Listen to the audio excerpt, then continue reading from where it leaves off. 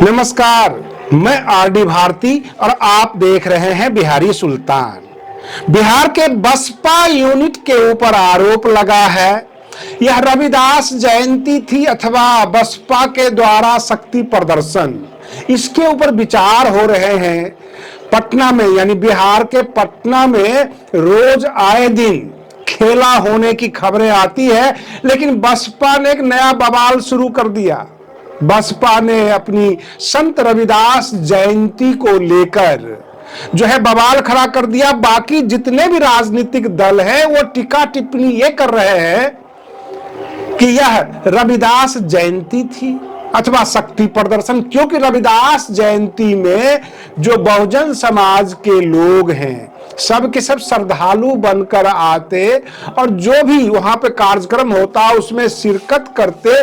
लेकिन बसपा के कार्यकर्ताओं ने पटना की सड़कों पर हाथी घुमाया, झंडे तान कर चले, पूरे पटना को नीला किया, अपनी ताकत दिखाई। तो इसको हम रविदास जयंती ना समझ के बसपा के द्वारा शक्ति प्रदर्शन हम समझेंगे। बाकी राजनीतिक दल चौकन्ने भी हो गए हैं। लेकिन पत्रकारों ने जब सवाल करना शुरू किया तो एक मासूम सवाल निकल कर आया बसपा के कार्यकर्ता के द्वारा जो झंडा ताने हुए थे, और उसने मीडिया से सवाल कर दिया, देश से सवाल कर दिया कि हमें यह जवाब दीजिए कि हम छत्तीसगढ़ में निकाय चुनाव जीत जाते हैं, पंचायत चुनाव जीत जाते हैं, जिला परिषद का चुनाव जीत जाते हैं, परंतु विधानसभा और लोकसभा चुनाव क्यों नहीं जीतते? इसका क्या कारण है? आप क्लियर कर दीजिए। हम ईवीएम के ऊपर भी आरोप नहीं लगाएंगे। ये सारे छोटे छोटे चुनाव हम जीतते हैं, हमारे पास वेश वोट है। केवल मुख्यमंत्री और प्रधानमंत्री जहां बनता हो वहां पर हम चुनाव नहीं जीत पाते। तो उसका कारण क्या है? और हमारे दर्शक जो सुन रहे होंगे इसका बेहतर जवाब दे सकते हैं अपनी प्रतिक्रिया के द्वारा कि बसपा के इन कार्यकर्ताओं से क्या कहा जाए कि आपके साथ हेराफेरी होती है अथवा छोटे छोटे चुनाव को बकस दिए जाते हैं। अब बड़े चुनाव मेहनत मांगती है, पैसा मांगती है, यानी पैसों का खेल है। बहुत सारी बातें निकल कर आई। लेकिन जब से पटना में मीटिंग हुआ, रैली हुई, तब से बिहार की राजनीति में बसपा खटकने लगी है और 24 घंटे के अंदर जो है आपको कुछ न कुछ रिजल्ट जरूर सामने आएंगे। कारण कि 1 मार्च यानी कल जो है नीतीश कुमार जो बिहार के मुख्यमंत्री हैं उनका जन्मदिन है। मीडिया यह कयास लगा रही है कि कोई न कोई खेला होगा। खेला का मतलब यह भी होता है कि हो सकता है कि नीतीश कुमार आरजेडी के साथ चले जाए, हो सकता है कि नीतीश कुमार विधानसभा भंग कर दे और चुनाव की तैयारी शुरू हो जाए। तो बहुजन समाज पार्टी के जो स्टेट प्रेसिडेंट है, जो स्टेट लीडरशिप है और जितने भी नीचे के कार्यकर्ता हैं सब चौकन्ना है कि अगर कल ही ऐलान हो जाता है कि अब चुनाव होना है तो इस बार बसपा की हम कम से कम 15 से 20 सीट तो निकाल ही लेंगे, इतनी हमारी तैयारी है। यह बसपा के कार्यकर्ताओं का कहना है।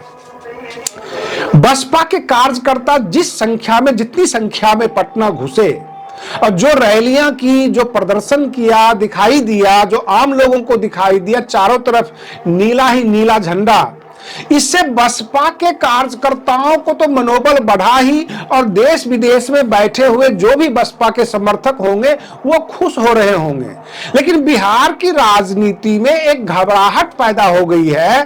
क्या बसपा के पास वाकई इतनी ताकत है अथवा बिहार के जो दलित और महादलित हैं, जो नीतीश कुमार के भी कोर वोटर हुआ करते थे और इसीलिए महादलित जैसे नाम दिया गया, तो उसमें क्या बसपा में भाग भाग कर आ रहे? कारण कि एनडीए की एक दलित महादलित की बैठक थी गांधी मैदान में, जहां नीतीश कुमार जाके और बगैर भाषण दिए वहां से चले गए और पूरे बिहार के जो SC ST समुदाय से लोग आते हैं, सबके सब चौकन्ना है कि NDA से नीतीश कुमार बगैर भाषण दिए चले जाते हैं, कुछ बोलते नहीं है। और SC ST के पक्ष में भी नहीं बोलते। जब उन्होंने भाषण ही नहीं दिया तो क्या बोलेंगे। उधर बसपा की ताकत बढ़ती जा रही है। क्या बसपा की सरकार आने वाली है बिहार में? उधर गांधी मैदान में जब नीतीश कुमार स्टेज छोड़कर भागे, जहां पर लाखों की संख्या में बिहार के दलित और महादलित आए हुए थे उनका भाषण सुनने के लिए, और जब नीतीश कुमार नहीं रुके तो आपस में खुशफुसाहट शुरू हो गई। कहीं ऐसा तो नहीं है कि बिहार में SC ST को रिप्रेजेंट केवल बसपा करने वाली है, क्योंकि बसपा की रैली एक दिन पहले होती है। सवाल ये उठता है कि बसपा ने इतनी ताकत लगा दी थी, और जाहिर सी बात है कि इतने बड़े राज्य में जो 38 जिले से बसपा के कार्यकर्ता आए हुए थे, करीब करीब जब पटना में रुक ही जाते हैं, सेम डे नहीं जाते हैं, तो दलित महादलित की रैली में भी झांकने पहुंच गए, देखने पहुंच गए। और जब उनको देखा, उनके पास बसपा का झंडा, नारे वगैरह सब कुछ उनके पास जो है, नीला गमछा, तो तमाम दलित महादलित जो है धीरे धीरे लामबंद होने लगे। इससे स्थिति जो है बसपा के तरफ मुड़ने लग जाती है। हाँ, एक बात और कह सकते हैं कि बसपा के कार्यकर्ता अपनी उत्साह में ये कह रहे थे कि इस बार बिहार में बसपा सरकार बनाएगी, बसपा सरकार में रहेगी। लेकिन बसपा बिहार में इतनी भी मजबूत नहीं है कि 243 असेंबली वाली, 243 सदस्यों की असेंबली वाली में वो सरकार बना ले। हाँ, ये जरूर है कि जैसे 1-2 विधायक चुनाव जीतते थे तो 10-12 विधायक निकल के आ जाएंगे। जो बसपा के स्टेट प्रेसिडेंट अनिल चौधरी हैं, उन्होंने काफी अच्छी तैयारी करी हुई थी। और रही बात ये कि उन्होंने कार्यकर्ताओं को पूरा कन्विंस किया और ये समझाने में वो कामयाब रहे कि इस बार बसपा बिहार में अच्छे तरीके से चुनाव लड़ेगी। लेकिन बसपा के कार्यकर्ता एक ही बात बार बार पूछ रहे हैं अपने लीडरशिप से, अपने नेतृत्व से, चाहे वो बसपा के नेशनल कोऑर्डिनेटर जवाब दें, बहन मायावती जवाब दें कि हम निकाय चुनाव जीतते हैं, पंचायत चुनाव जीतते हैं, जिला परिषद और जिला बोर्ड का चुनाव जीत जाते हैं, तो विधानसभा और लोकसभा चुनाव क्यों नहीं जीतते? जवाब दीजिए, क्या कारण है? और इन कारणों का जवाब तो देना बनता है। लोकतांत्रिक व्यवस्था में जो मतदाता मत देता है वो अपने मत का हिसाब भी मांगता है। इस बार बिहार के SC ST के लोग जो मतदाता हैं वो अपना हिसाब मांगेंगे।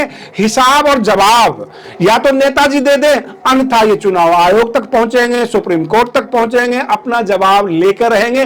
क्योंकि बसपा के कार्यकर्ताओं में जुनून भरा हुआ था और वो बार बार ये कह रहे थे कि इस बार बिहार में बहार है, बसपा की सरकार है, बसपा सरकार बनाएगी। आज के लिए बस इतना ही। आप बने रहिए बिहारी सुल्तान चैनल पर। हम फिर मिलते हैं अगले वीडियो में। तब तक के लिए धन्यवाद।